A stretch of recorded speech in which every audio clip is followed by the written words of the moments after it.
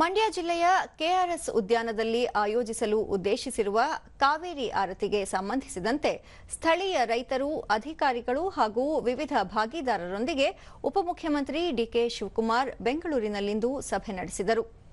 ಈ ವೇಳೆ ಜಿಲ್ಲಾ ಉಸ್ತುವಾರಿ ಸಚಿವ ಚಲುವರಾಯಸ್ವಾಮಿ, ಜಿಲ್ಲೆಯ ಶಾಸಕರು, ರೈತ ಮುಖಂಡರು ಪಾಲ್ಗೊಂಡಿದ್ದರು.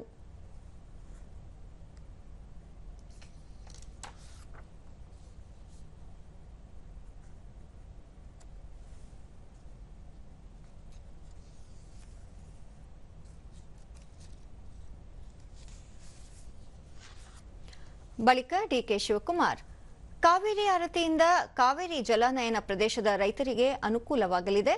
ಕಾವೇರಿ ಆರತಿ ಸಂಬಂಧ ರೈತರು ಆತಂಕಗೊಳ್ಳುವುದು ಅನಗತ್ಯ.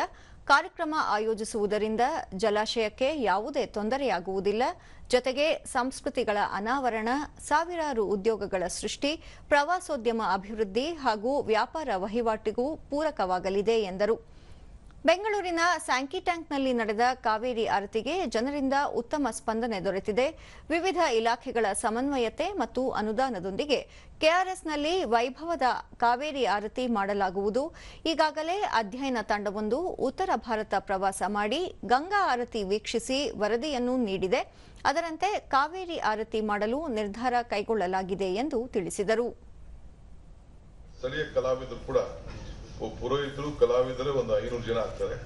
ಅದನ್ನು ಕೂಡ ನೀವು ಲೋಕಲ್ ಅವರಿಗೆ ಟ್ರೈನಿಂಗ್ ಕೊಡಬೇಕು ಅಂತ ಹೇಳ್ತೀನಿ. ಚುಂಚನಗಿರಿ ಮಠದಲ್ಲಿ, ಜೆಎಸ್ಎಸ್ ಮಠದಲ್ಲಿ ಅಲ್ಲೆಲ್ಲ ತಗೊಂಡು ಪುರೋಹಿತಿಕೆ ಮಾಡೋದನ್ನ ಅವನ್ನೆಲ್ಲ ಕೂಡ 108 ಜನ ಪೂಜೆ ಮಾಡೋಂಥವ್ರು ಇರ್ತಾರೆ.